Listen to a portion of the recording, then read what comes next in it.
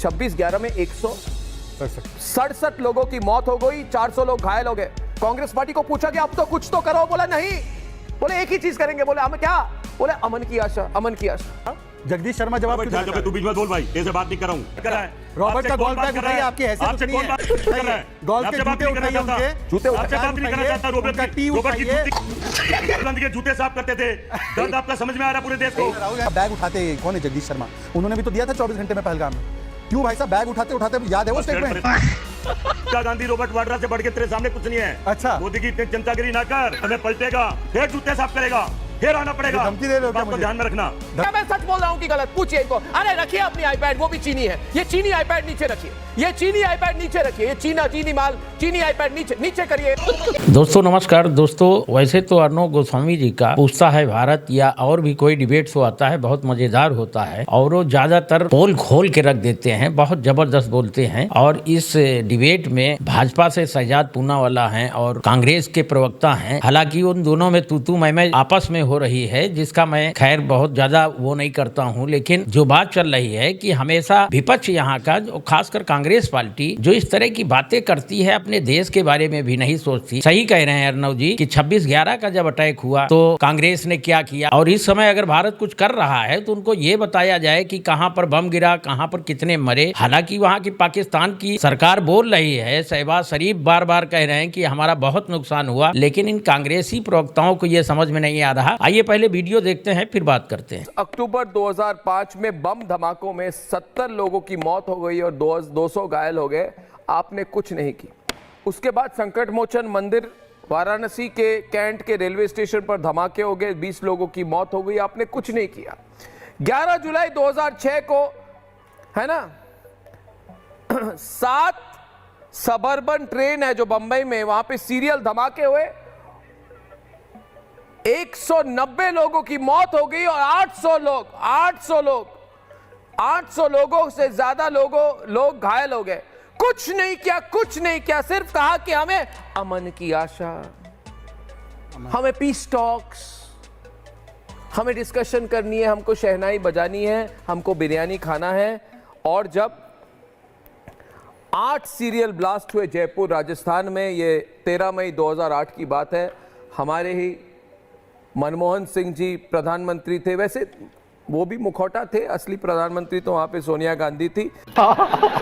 ये 71 लोगों की मौत हो गई, 185 लोग घायल हो गए, कुछ नहीं किया,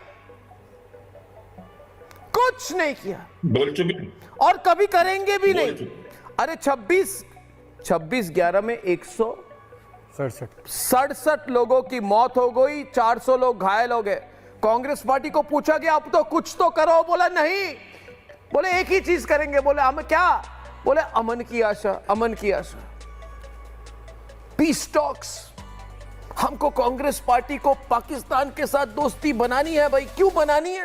पाकिस्तान में 17 आदमी मारे गए, पुंछ से कश्मीर में, राजौरी में, और 100 से ऊपर गंभीर रूप से घायल थे, पता नहीं कितने उससे मरे। ये स्टेट किलिंग है। 17 आदमी आपके जवाब में मारे गए और आपने तुरंत ब्लॉक कर दिया, कि ट्रंप ने कर दिया कि हम धंधा नहीं करेंगे आपके साथ।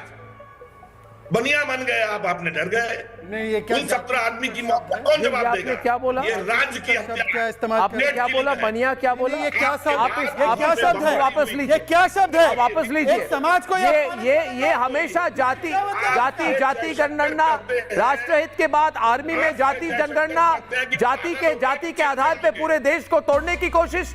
आप अपने शब्दों को वापस लीजिए, आपने जो कहा आप इसको वापस लीजिए। ये क्या राजनीति है जहां पे आप कह रहे हैं जो सांसद जा रहे हैं ना राष्ट्रहित की बात करने, ये सारे आतंकवादी जैसे, और जहां पे क्या ये सबूत मांग रहे, कौन मांग रहे? रेवंत रेड्डी क्या कह रहे हैं? शहजाद जी, प्लेन कितने गिरे, कितने प्लेन, हमारे प्लेन कितने गए? अरे भाई ये पाकिस्तान वाले सवाल, जगदीश जी आप उंगली नीचे कीजिए, आपके खिलाफ पूरी देश की जनता खड़ी हुई है। आज कांग्रेस पार्टी के अपने लोग उनके साथ नहीं है। आपकी जनता मजे लेगी मेरे जवाब का।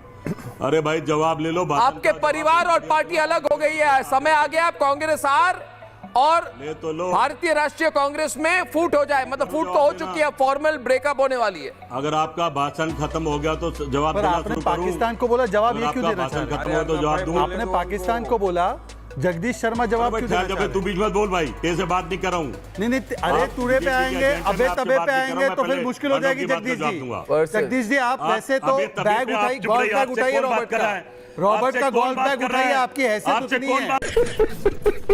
आपको डिबेट में आप गोल्फ बैग उठाइए, रॉबर्ट का गोल्फ बैग उठाइए, गोल्फ के जूते उठाइए, उनके जूते आपसे बात नहीं करना चाहता। रोबोट की जूती के बराबर की आपने रोबोट के जूते साफ करते थे आप। ये क्या कह रहे हैं आपको क्या थे आप?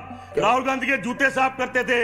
दर्द आपका समझ में आ रहा पूरे देश को। आपसे मैं बात ही नहीं करना चाहता। मैडम की बात ये पर्सनल अटैक है जगदीश जी, पर्सनल अटैक मत कीजिए। जगदीश जी पर्सनल अटैक मत कीजिए, भाषण का जवाब पर्सनल अटैक मत कीजिए, पर्सनल अटैक मत कीजिए। तो मैं तो बोल नहीं रहा, ये बीच में क्यों खामा का? अरे चौधरी क्यों बन रहा बीच में? आपसे बात कर रहा हूँ मैं। अरे ऐसा है, आपसे बात कर रहा हूं। चौधराहट पे तो भारत उतर आया, मैं आपके तो पाकिस्तान अब आपके भाषण का जवाब देता हूं मैं। और कांग्रेस बिलबिलाने लगी। आपने कहा भारत पे आया तो जगदीश शर्मा रोने लगे, राहुल परिवार कांग्रेस सुन लो ना, फुट के रोने लगी।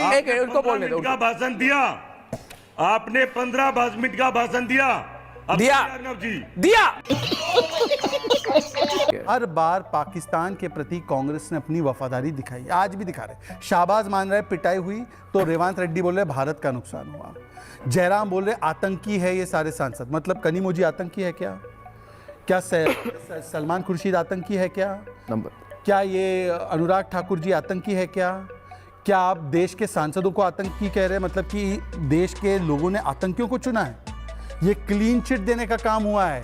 कांग्रेस ने स्ट्रेटेजिकली क्लीन चिट दिया है पाकिस्तान को, जैसे वो 26/11 में दे रही थी, जैसे वो समझौता में दे रही थी, जैसे वो पुलवामा में दे रही थी। और जिसका बैग उठाते कौन है? जगदीश शर्मा। उन्होंने भी तो दिया था 24 घंटे में पहलगाम में। क्यों भाई साहब? बैग उठाते उठाते याद है वो स्टेटमेंट? परेशानी में आ जाएगा। बैग उठाते उठाते याद है स्टेटमेंट? हिंदुत्व क्या प्रोजेक्ट है पहलगाम? हो जाएगा। बैग उठाता तू नहीं, मैं तो बैग उठाता हूँ, देश का बैग उठाना है। रॉबर्ट वाड्रा का बैग नहीं उठाना है, रॉबर्ट वाड्रा का बैग नहीं उठाना है, देश के लिए उठाना है। हम लोगों को देश के लोगों को उठाना है और देश के लिए काम करना है। आप तो रॉबर्ट वाड्रा का बैग उठा रहे हैं, आप तो परिवार का जूता उठा रहे हैं। नहीं, ऐसा मत कीजिए, ऐसा मत। तूने नहीं, मैं तूने ताने क्या है भाई? मैं सही बता रहा हूँ, पूरे देश को पता है। राहुल गांधी, प्रियंका गांधी, रॉबर्ट वाड्रा से बढ़ के तेरे सामने कुछ नहीं है। अच्छा, मोदी की चमचागिरी ना कर। समय पलटेगा, फिर जूते साफ करेगा, फिर आना पड़ेगा। धमकी दे रहे हो क्या मुझे? ध्यान में रखना। धमकी दे रहे हो क्या? आप अपनी बात करो, धमकी दे रहे हो क्या? मुद्दों की बात करो। रॉबर्ट वाड्रा, प्रियंका गांधी, राहुल गांधी पर बात करोगे तो सुनना पड़ेगा। रॉबर्ट वाड्रा ने क्यों बोला पहलगाम हिंदुत्व ने करवाया है? मुझे मजबूरी में बोलना रॉबर्ट वाड्रा ने क्यों बोला नेताओं पर पहलगाम हिंदुत्व की वजह से हुआ? नेता की पोल खोलनी पड़ती है। रॉबर्ट वाड्रा ने, तुम मोदी के आदमी हो, मोदी के समर्थक हो, उनका फंड कराने के लिए जैसे आप बड़े देश में सिंदूर की चर्चा कर रहे हैं। सिंदूर पर बड़ा शोर मचा रहे हैं। घर घर में उस विधवा के घर सिंदूर भेज रहे हैं जिसने पति खो दिया अपना युद्ध में। के घर भेज रहे। सोनिया गांधी जी ने सुन लीजिए इसकी बात, फिर जवाब दूंगा। अपना सिंदूर उछावर कर दिया। एक भारतीय जनता पार्टी का नेता, आप फेक स्टोरी भेज रहे हैं, आप फेक स्टोरी बेच रहे हैं, आप फेक स्टोरी बेच रहे हैं, आप फेक न्यूज बेच रहे हैं। सरकार ने इसका खंडन किया है, कहीं सिंदूर नहीं भेजा। झूठ बोलते हैं आप, झूठे आप, झूठ बोलते हैं आप, झूठ बोल रहे हैं, झूठ बोल रहे हैं। अभी इस लेवल पे गिर रहे हो आप। जगदीश शर्मा जी, इतना गिरेंगे आप, मैंने कभी सोचा नहीं था, मैंने सोचा नहीं था इतना गिर जाएंगे आप। 2000 करोड़ चापलूसी करते हैं, पता है, परिवारवाद करते हैं। इतना झूठ बोलेंगे कि सिंदूर भेजा किसी के घर में, दरवाजे खुलवा देते हैं। झूठे आप। आपके लिए मोदी जी सुप्रीम कोर्ट के दरवाजे खुलवा देते हैं। झूठे नेता है, झूठी पार्टी के झूठे नेता ले जाती है। रॉबर्ट वाड्रा, प्रियंका गांधी, राहुल गांधी, सोनिया गांधी, हिम्मत नहीं है कि उसके घर के बाहर भी अजय को पकड़ने। देखिए इनको ना हर समय volume down. Ratnakar Tripathi ji, problem क्या है आपको बताता हूं मैं। अरे आपकी जो कंघी है ना घर में इस्तेमाल करते हैं वो भी चाइनीज होगी। ये कांग्रेस पार्टी ने लिबरलाइजेशन के नाम पे पूरी चीन को पूरे एक तरह से हैंड ओवर कर दिया भारत को कि ले जाइए भारत की मार्केट। पहले, इससे पहले आप न्यू जलपाईगुड़ी जाते थे। मैं जब कांग्रेस पार्टी जब सरकार में थी, हम लोग कॉलेज में थे, हम ट्रेन से जाते थे और न्यू जलपाईगुड़ी क्रॉस करते हैं तो स्मगलर लोग चीन का माल बेचते थे। मगर उसके बाद जब कांग्रेस पार्टी 1992 के बाद उन्होंने औपचारिक तौर से बेच दिया भारतीय इकोनॉमी को। सवाल पूछा था, जवाब मिला। मुझे मत पूछिए, रत्नाकर त्रिपाठी जी से पूछिए क्या मैं सच बोल रहा हूं कि गलत। पूछिए इनको। अरे रखिए अपनी आईपैड, वो भी चीनी है, ये चीनी आईपैड नीचे रखिए, ये चीनी आईपैड नीचे रखिए, ये चीनी माल, चीनी आईपैड नीचे करिए। ये चीनी टैबलेट नीचे करिए जगदीश जी। ये आप चीनी कंपनियों की मार्केटिंग कर रहे हैं मेरे प्रोग्राम पर। इतनी कौन बैठा है? क्या बैठा है? जवाब मैंने दे दिया।